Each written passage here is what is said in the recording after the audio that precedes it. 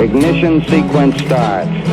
6, 5, 4, 3, 2, 1, 0. Liftoff. We have a liftoff.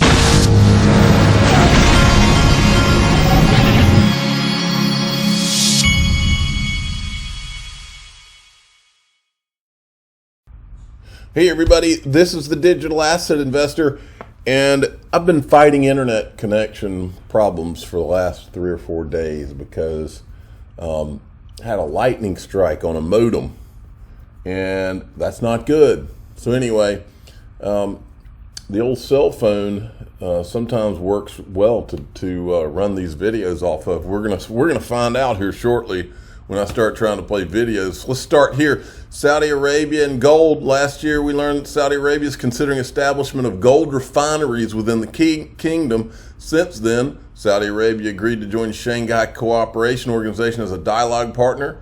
They're now in talks to join China-based BRICS Bank. Seeking entry into BRICS, Saudi Arabia has only gone on record to say they are open to trade in currencies beside the US dollar. Remember, Saudi Arabia is where that's petrodollar. Think petrodollar. Think death of the petrodollar. It is well known now. The new reserve currency from BRICS could be backed by gold. Interesting how things are aligning. Then we've got this. Check this video out. This Black Swan capitalist guy has put out some good stuff here lately. Listen to this. What last words do you have for people to protect their money? Okay, their hard-earned money, because right now it's a serious situation. On a basic level, I get out of all variable rate debt as fast as you can, because even if there is some sort of Nasara, Jasara, and I don't know that there will be on a micro level, maybe on a macro level there will be, but get out of that debt and pay yourself first every time you can. You know, that's something that I was taught a long time ago, is pay yourself first. In other words, every dollar you make, set aside, figure out what the percentage is. 10% is what I always heard. Set 10% of whatever you earn aside and save it. Okay? I'm not a financial advisor. I'm just telling you the type of thinking I was taught. 10% aside, save it, then you worry about your bills. That means, if you got $1,000 every month to spend, buy some gold, buy some silver, buy some XRP. I do all three of those things. Some whatever it is that you Assets. think you're going to need to protect yourself. Buy some food, buy some water, get out of debt. Have not bought food and water yet. Have some supplies. Be prepared and hope to God you never need to use. I do have bullets though. That preparation to protect you. And if you don't, so be it. You have food and water you can donate to a food shelf. You have gold and silver you can pass on to your children. You have a cutting-edge cryptocurrency that you bought because you understood what its possibilities are. And if you do these things with an open mind and an open eye, and you do it on your own, it's much easier to be wrong. And when you're right and you've done these things to protect yourselves, even though people around you think you're crazy. I like that whole line of thinking there. That's exactly how I think. Okay, and just to remind you, Glint's my sponsor, and that's part of where I buy gold. I buy my gold, the gold that I want in my Glint account so that I have it attached to my Glint MasterCard. And actually, we have 9 days left. July 14th, this deal's over. There's a referral code for new customers to Glint, DAIV50. Get 50% off vaulting and insurance fees for the next 12 months. Links in the top of the description. Now, I want to make sure that we get the proper amount of shame going in the direction of Squawk Box and CNBC. This is them talking about Janet Yellen going to Beijing to meet with senior Chinese officials. But what they don't mention, I don't know how this is the state of our, quote, media, if you want to call it that today. They're covering a story where Janet Yellen, whose boss is currently under investigation for not tens of millions, but potentially hundreds of millions of dollars in bribes from China, as when he was vice president of the United States. This is our sitting president. Nobody knows whether this guy's compromised. Everything I've seen is that they have real evidence, real bank accounts, real everything. And they don't think that that's relevant to mention when Janet Yellen, who works for him, is going to meet with Chinese officials. They don't see that as being relevant. And I said, if you're a real network, you'd not only mention that, but you'd have Jay Clayton, who also has some Chinese ties, Chinese problems. You'd have him on to comment on it and also explain his ties to China. And Bill Hinman's, let's throw Bill Hinman in there while you're at it. But this is how they report it. I'll just show you. We got to get to China. Then we got MCC at the table this morning, so we're going to go there in a second. But Treasury Secretary Janet Yellen set to visit China this week. The visit coming amid reports that the U.S. is preparing new curbs on China's access. You see what the narrative is that's going on here. Instead of covering the fact that we have potentially a president who's been bribed by a country, now that is the T word, by the way. Instead of covering that, they've been given their marching orders to go out and make it look like he's being tough on China in the midst of this. This is how sick, this is how lost our country is. The cloud computing, that's the big story of the morning. And Eunice Yoon joins us now. I want you to hear what he said again. Amid reports that the U.S. is preparing new curbs on China's access to cloud computing. That's the big story. See, the U.S. is cracking down, and this is the narrative they're going to carry right in the mid, instead of pointing out that the president of the freaking United States has potentially been bribed by China. Not just him, though, by the way. No telling how many people in our government. And of course, you can't cover CNBC without mentioning this guy. He's warning you about investing in Bitcoin. So we don't know what instructions he's been given specifically, but apparently he's been told to go out there and bash Bitcoin some, and so he is. And then we've also got this guy. Now, folks, this is not something that I let go. And the reason I don't let it go is because I've been watching it for 10 years. We had to expose ETHgate with no help from any of these people, no help from the rest of the industry. So I can't just cover this and let it go. This is Jack Mallers. He is one of the chosen Bitcoin maxis that I guess they want a young face on it. They used to really let Pompliano do it. But I think this is it's obvious, he's one of the guys that they like the fact that he wears a hoodie all the time. They probably tell him, make sure you have no clothes in your closets. This is a narrative pusher right here. I don't know why they chose him. There's probably a lot of reasons. But now he's announced that he's going to have a podcast, similar to how Laura Shin has a podcast.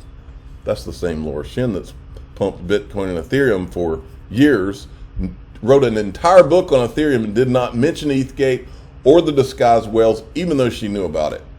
Same woman who, the second XRP surged, she's a Forbes contributor and wrote a Forbes, which is partially owned by China, by the way, wrote a Forbes article where she highlighted how wealthy Chris Larson was because of his XRP holdings. And now this guy is announcing he's going to do a podcast because he's so important. Yo. Hello. He's talking exactly the way you would want some young, hip Bitcoiner to be talking. My name is Jack Mallers. I'm a 29-year-old entrepreneur from Chicago. I've been working on Bitcoin for the last 10 years of my life. All right, I can't listen to any more of that. So moving along. And then the same people I've just been talking about, the CNBCs, they were the ones that were pumping this FTX thing all the way up. And you think that they didn't know that all their government friends were having planning sessions from the White House to the SEC to the CFTC, and now they're all trying to resurrect. They even have the gall to bring one of the former FTX executives on the show to talk about how they're going to, try to rebrand the name. A rebrand is obviously going to be necessary. I think most people agree on that. I think technologically there's a question.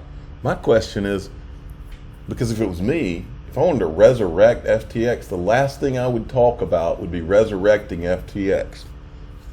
You'd form some company, and then you might have the infrastructure of what was FTX behind the scenes or whatever.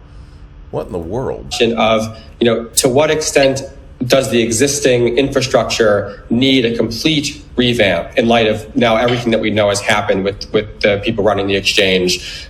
Or can it actually be taken as is, patched a bit by, a large team of experts and then just kind of restarted wholesale? Then the sound goes out at 25, so he must have said something that was extremely honest, and it was taken out. I don't know. Sentiment with Bitcoin's rise in price dominance in 2023, it's no surprise to see the greater attention is being paid to crypto's #1 market cap asset, but keep an eye on ETH, ADA, XRP, BNB, and other assets that are seeing little attention by comparison. Folks, my experience in crypto, not being a financial advisor, is that when they have you looking over here, I'm talking about me. But when they have you, when they have me looking over here, I usually invest over here in the different direction. In other words, when they have me staring at Bitcoin, I'm over here buying XRP or something else, because that's how these people operate. Look at this from Wheezy. Come on, internet. Come on, internet. Let's not do this. Let me see what we got. I think we're coming back. We're riding off my phone here, so. Come on. There we go. XRP Labs integrates simple swap into the Sum wallet for quick XRP swaps. We like it. Okay, these guys are covering, this is from Riz XRP, from over in, what's going on over in Singapore. Well, let's kick it off with a big development for Ripple, the company closely linked with cryptocurrency XRP.